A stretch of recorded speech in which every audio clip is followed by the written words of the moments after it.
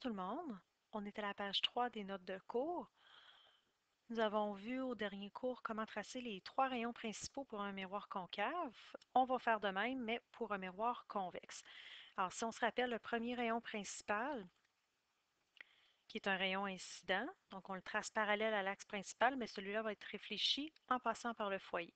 Alors, si on le trace dans le miroir convexe, si on trace un premier rayon principal qui est parfaitement horizontal, alors il faut aller mesurer à une certaine distance qu'on choisit avec notre règle, une distance par rapport à l'axe principal. Un peu plus loin, on va se faire un autre point à cette même distance-là pour pouvoir tracer notre rayon de façon parallèle. On peut vérifier avec notre rapporteur d'angle.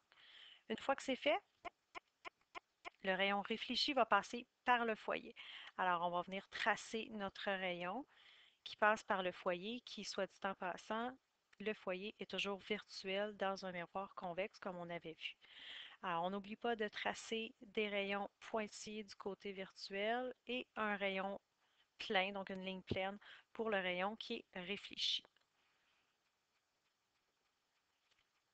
Ensuite, le deuxième rayon principal, si on revient à nos notes ici, donc un rayon incident qui passe par le foyer, va être réfléchi parallèlement. Donc, c'est le contraire du premier rayon. Alors, si on trace un premier rayon qui passe par le foyer, avec notre règle, toujours pointillé du côté virtuel, une ligne pleine du côté réel, on indique le sens de notre rayon. Donc le rayon arrive sur le miroir. Une fois qu'il a frappé le miroir, il revient de façon parallèle. Alors on vient tout simplement se tracer un deuxième rayon qui est réfléchi, à égale distance bien sûr de l'axe principal. Donc on vient mesurer pour être sûr d'être parfaitement parallèle. Une fois que c'est fait, on vient regarder ici pour notre troisième rayon principal, si on se rappelle que le troisième, c'est un rayon incident qui va passer par le centre de courbure qui va être réfléchi sur lui-même. Alors, la règle ne change pas, même si c'est un miroir convexe. Encore une fois, on place notre règle pour faire passer le rayon par le centre de courbure, pointillé du côté virtuel, une ligne pleine du côté réel, et on indique le sens du rayon incident. Comme il réfléchit sur lui-même, on vient tout simplement ajouter une flèche dans le sens opposé pour indiquer que le rayon réfléchi revient dans la même direction.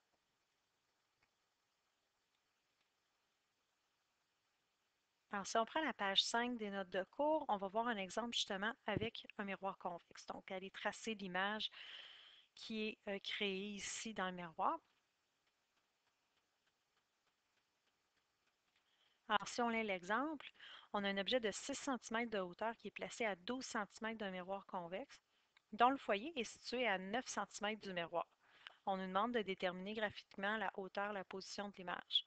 On nous demande aussi de préciser les caractéristiques de notre image. Alors, ça, on le fera à la fin, une fois que notre image va être déterminée à la bonne position. On parle d'un objet qui est de 6 cm de hauteur, placé à 12 cm du miroir. Donc, c'est sûr que mon image risque de sortir de la feuille. Alors, on va tout simplement prendre une échelle, on va réduire les dimensions. Alors, on va prendre une échelle de 1,3, tout simplement parce que 6, 12 et 9 se divisent bien par 3. Alors, on va tout simplement effectuer les calculs pour être capable de venir tracer par la suite avec cette échelle-là. Donc, si on vient prendre chacune des mesures, c'est-à-dire pour suivre notre échelle, on va diviser par 3 chacune des mesures. Donc, si je prends mon 6 cm et que je divise par 3, je vais obtenir un 2 cm ici pour cette mesure-là. Je vais faire la même chose ici pour mon 12 cm.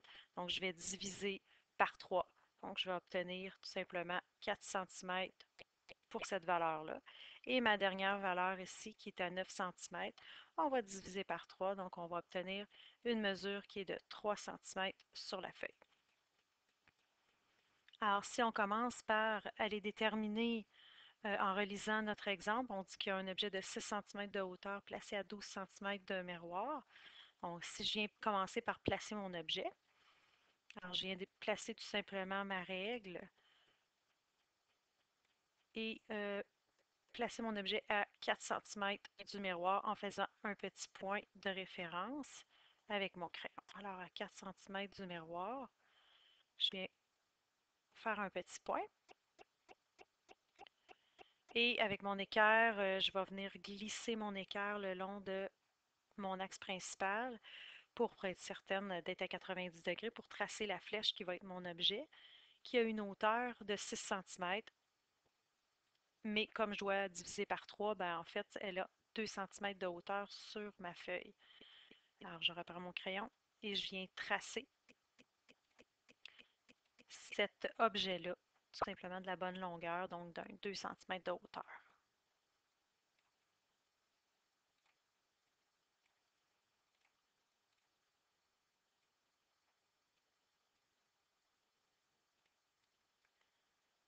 Alors, une fois que mon objet est tracé, on va relire le problème et poursuivre. Alors, mon objet est placé, il me reste à aller placer mon foyer et mon centre de cours pour être capable de déterminer puis de tracer mon image. Alors, ici, le foyer, on nous dit qu'il est situé à 9 cm du miroir. Une fois converti, je dois le placer à 3 cm du miroir. On n'oublie pas qu'on est dans un miroir convexe, donc on doit venir placer notre foyer à l'arrière du miroir. En partant du sommet du miroir, on va venir mesurer notre 3 cm de longueur. Donc, je vais faire un petit point à 3 cm pour indiquer mon foyer. Et par le fait même, je vais venir placer à 3 cm plus loin du foyer, donc à 6 cm du sommet du miroir, un petit point pour indiquer le centre de courbure. Alors, on indique F pour foyer, F majuscule, c'est bien important parce que F minuscule, c'est pour la longueur focale, et un C majuscule pour le centre de courbure. Une fois que c'est fait, on va être prêt à aller tracer nos 3 rayons principaux. Alors, le premier rayon, c'est le rayon qui arrive parallèle à l'axe principal, va être réfléchi en passant par le foyer.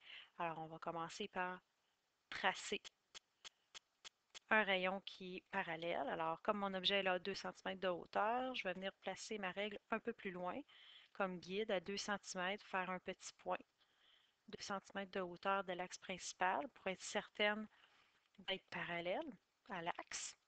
Alors, je repositionne ma règle et je viens tracer mon premier rayon principal jusqu'à ce qu'il frappe le miroir, toujours en partant du sommet de notre objet. Alors, comme ce rayon-là va être réfléchi en passant par le foyer, on va venir positionner notre règle de façon à ce que le point d'incidence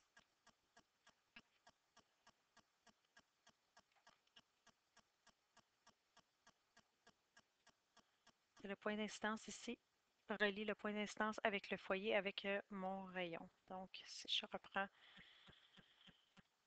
pour tracer ici mon rayon, je vais tracer en pointillé juste comme guide au départ pour montrer que je passe par le foyer. Et une fois que c'est fait, ben, je vais pouvoir venir tracer une ligne pleine du côté qui est réel. Puis je les laisse pointiller du côté virtuel. Alors, il me reste juste à aller indiquer ici la direction de mes rayons. Donc, rayon incident et rayon réfléchi. Alors, mon premier rayon principal est tracé.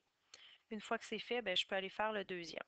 Donc, mon deuxième rayon, si on se rappelle, le rayon ici principal qui incident qui va arriver et qui va passer par le foyer va être réfléchi de façon parallèle à l'axe. Alors, c'est ça qu'on va venir tracer ici. Alors, si je viens placer un premier rayon, je vais tracer un pointillé pour le moment. Donc, je viens relier le sommet de mon objet et je viens faire passer le rayon par le foyer.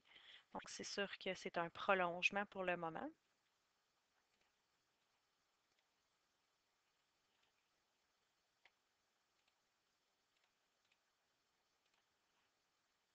Alors, On fait arriver notre rayon sur le miroir,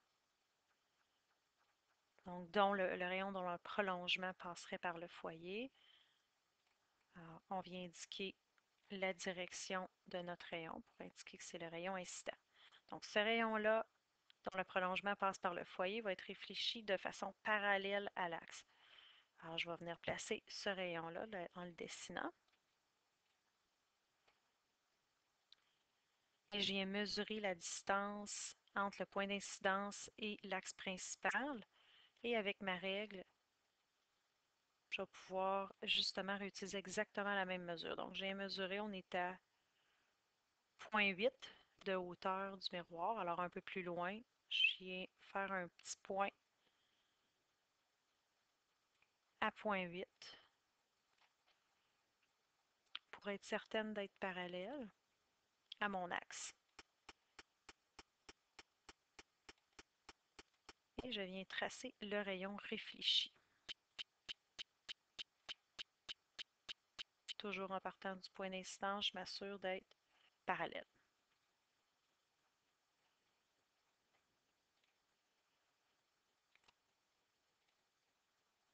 On indique la direction de notre rayon réfléchi.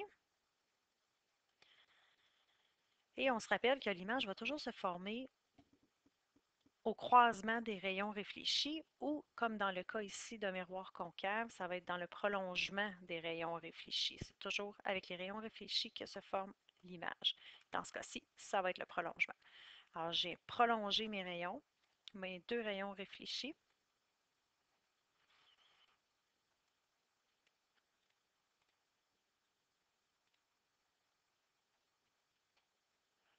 Toujours en pointillé parce que là, je vais me retrouver du côté virtuel. Alors, je prolonge mon rayon réfléchi ici.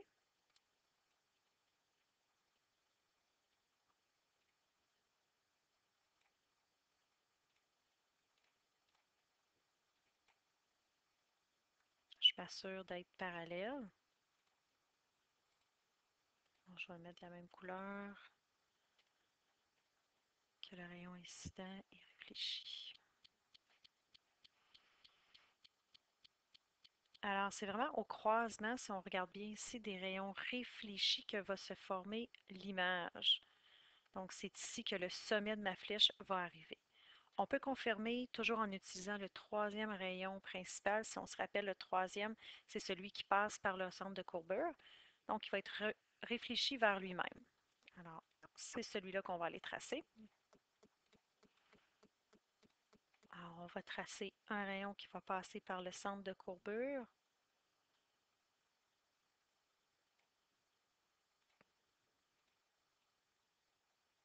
Avec notre règle. Je vais l'indiquer en pointillé pour que du côté virtuel, on ait vraiment une ligne pointillée comme c'est la règle et une ligne pleine du côté réel. On n'oublie pas d'indiquer le sens. Donc ici, c'est un rayon qui revient sur lui-même. Alors, le rayon incident, j'indique la direction et au sens opposé, sa réflexion. Alors, ça vient confirmer la position de mon image. Alors, on voit ici que les trois rayons réfléchis se croisent en un seul point. C'est ici que le sommet de ma flèche va arriver. Alors, si je viens mesurer avec ma règle la hauteur de mon image et en même temps tracer mon image, donc on voit qu'elle a 0,8 de hauteur, 0,8 cm. Alors, on vient la tracer.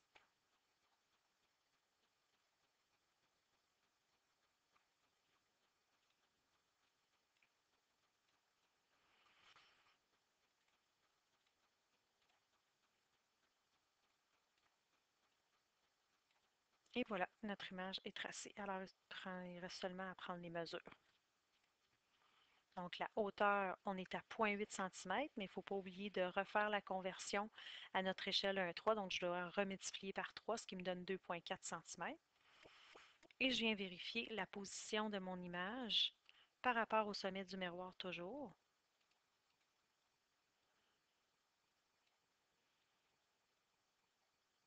Donc, on mesure à partir du sommet.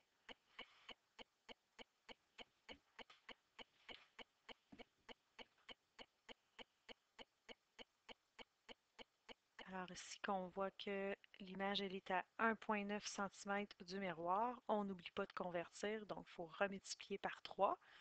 1,9 fois 3, on est à 5,7 cm si on reconvertit à l'échelle de départ. Et on n'oublie pas de mettre un signe négatif pour la position, parce qu'on se rappelle, dès qu'on est du côté virtuel pour la position, on indique un signe négatif. Mon image, elle est droite, donc elle, je vais indiquer tout simplement que le signe est positif, donc on est obligé de l'écrire à ce moment-là. En mathématiques, les signes positifs sont sous-entendus s'il n'est pas écrit. Alors, on est à 2,4 cm de hauteur, position moins 5,7. Alors, si on inscrit les 4 caractéristiques de notre image, elle est virtuelle, donc pour sa nature. Son sens, elle est droite. La grandeur, ici, elle est plutôt réduite. Et elle est située derrière le miroir. Ah voilà, c'est tout. Je vous souhaite une belle fin de période.